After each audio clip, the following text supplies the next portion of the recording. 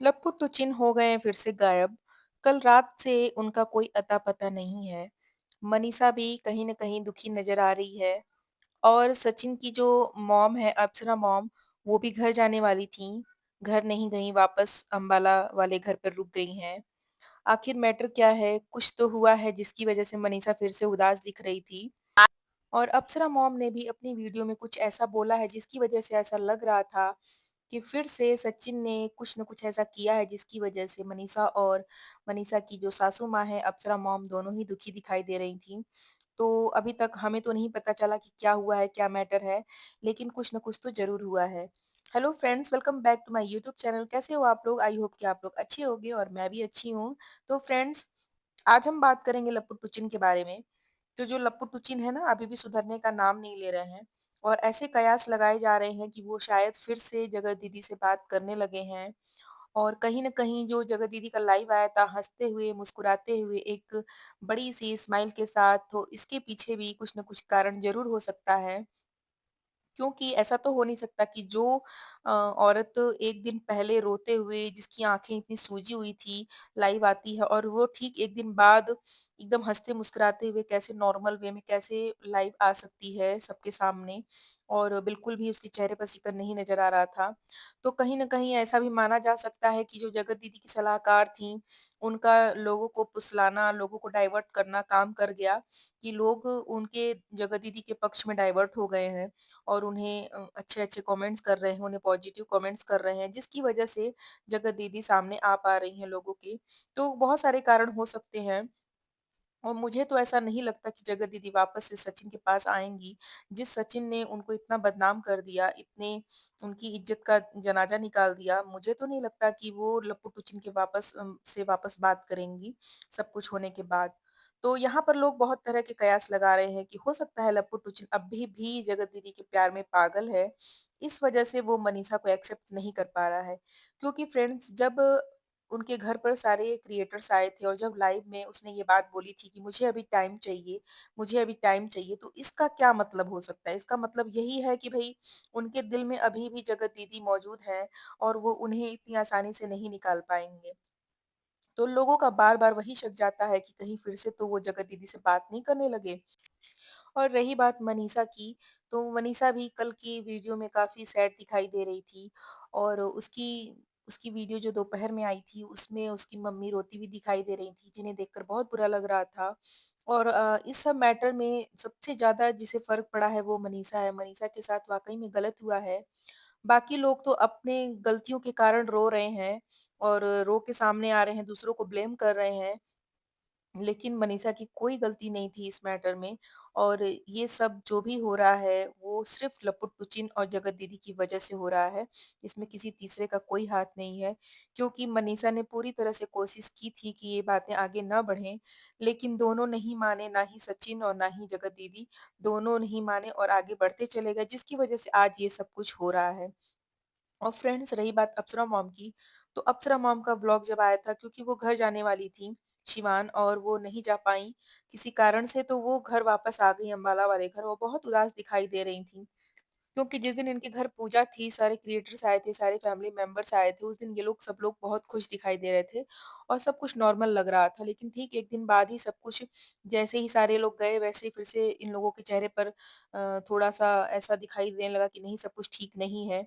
क्योंकि अप्सरा मॉम की बातों में भी कहीं न कहीं ऐसा लग रहा था कि वो दुखी हैं अपने बेटे से, क्योंकि वो ये बातें कह रही थी कि मेरी दोनों बहुएँ हैं बहुत अच्छी हैं, मेरे बेटे ही नालायक हैं। वो उन्हें डाइवर्ट कर देते हैं, वो उन्हें गलत चीज़ों में डाइवर्ट कर देते हैं।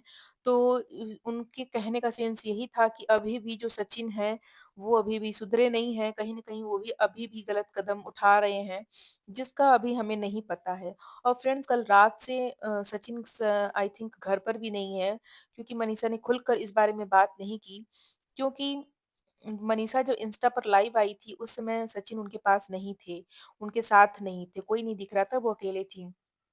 और उसके बाद से जितनी भी वीडियो आई है, उनके चैनल से उसमें सचिन कहीं दिखाई नहीं दे रहे हैं, ना ही अप्सरा मॉम के चैनल में, ना ही सचिन मनीषा के चैनल में। तो इसका मतलब यही है कि फिर से टुचिन कुछ न कुछ ऐसा कर रहे हैं जिसकी वज़ह से मनीषा के दिल को ठेस पहुँच रही है और अप्सरा मॉम भी दुखी हैं। क्योंकि ये लोग लाख कोशिश कर रहे हैं कि सब कुछ ठीक हो जाए, लेकिन जब तक वो लप्पू टुचिन नहीं चाहेगा, कुछ ठीक होने वाला नहीं है।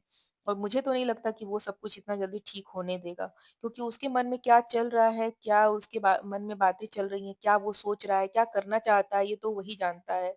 क्योंकि देखो भाई, जो इंसान 1.5 साल से 2 साल से इतनी सारी चीज़ें भाई-बहन के रिश्ते के पीछे लेकर बैठा था, छिपा रहा था, लोगों से झूठ बोल रहा था कंटिन्यू, और लोग उसकी बातों पे विश्वास भी कर लेते थे। तो भई आज के डेट में भी हो सकता है कि लोग उसी के इशारे पे नाच रहे हों, वो जो कह रहा हो वही हम लोग मान रहे हों, वो जो दिखा रहा हो वही हम लोग देख रहे हों।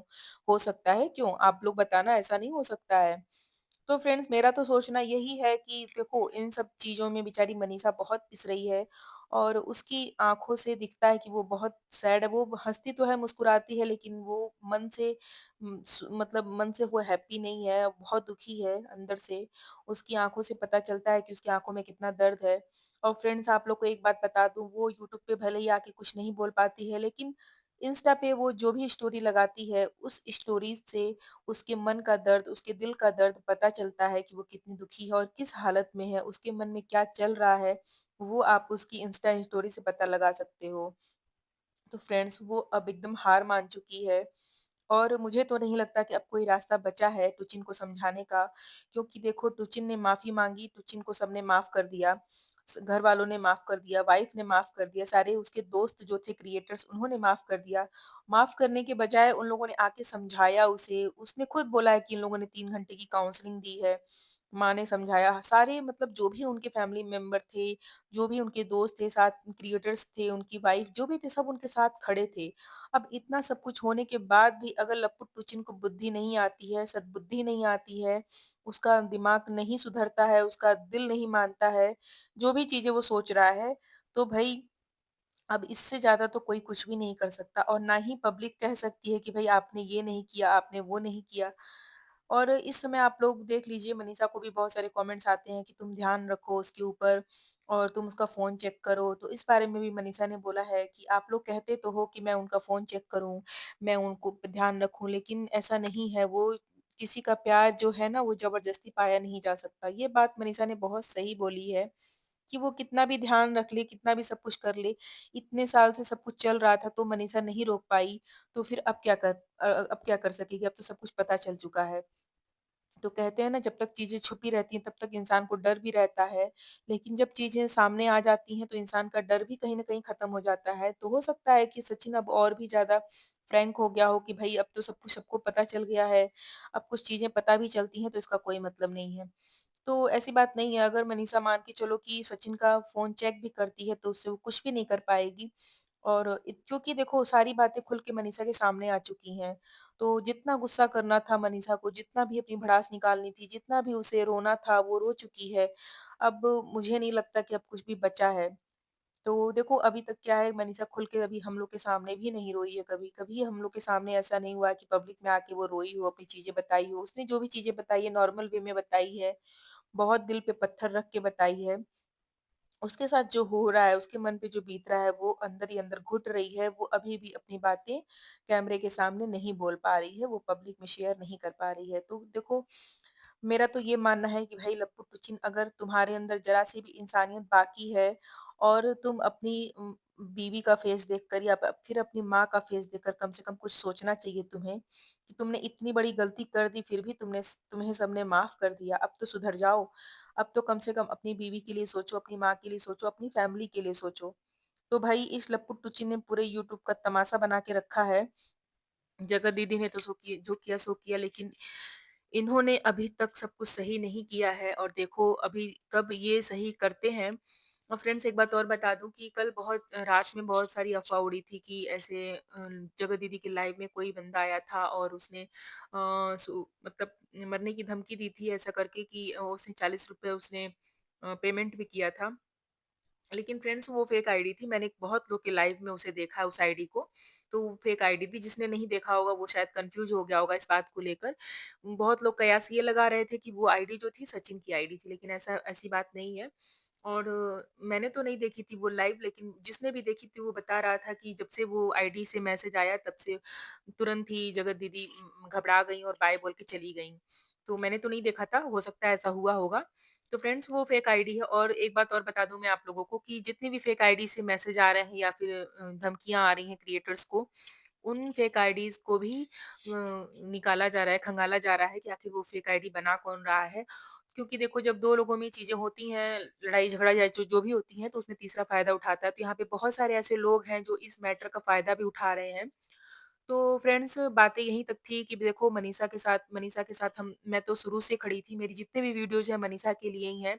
मैंने ना कभी जगत दीदी का साथ दिया है और ना ही टुचिन का साथ दिया है। मैं शुरू से ही जितनी भी मेरी वीडियोज़ बनाई हैं, मैंने हमेशा यही से बोला है कि मैं मनीषा के साथ हूँ और मनीषा को इंसाफ मिलना चाहिए। तो फ्रेंड्स प्लीज़ आप लोग भी मनीषा को सपोर्ट करो। मनीषा को हिम्मत दो, मनीषा को मोटिवेशन दो कि इस जो भी उसके साथ हो रहा है उसमें वो हिम्मत बनाए रखे। क्योंकि वो अभी भी बहुत परेशान है और वो हमेशा यही थंबनेल लगाती है कि उसे कुछ समझ में नहीं आ रहा है कि वो क्या करे। वाक़ई में उसके साथ ऐसा हो भी रहा है कि किसी को भी समझ में नहीं आएगा कि वो इस हालत में करे तो क्या करे? तो फ्रेंड्स मेरी आज की वीडियो कैसी लगी प्लीज़ बताइएगा ज़रूर कमेंट करके। अच्छी लगी हो तो लाइक कर दीजिएगा। मेरे चैनल पर नए हो तो सब्सक्राइब कर लीजिएगा। मिलते हैं नेक्स्ट वीडियो में, तब तक के लिए bye bye. Thanks for watching.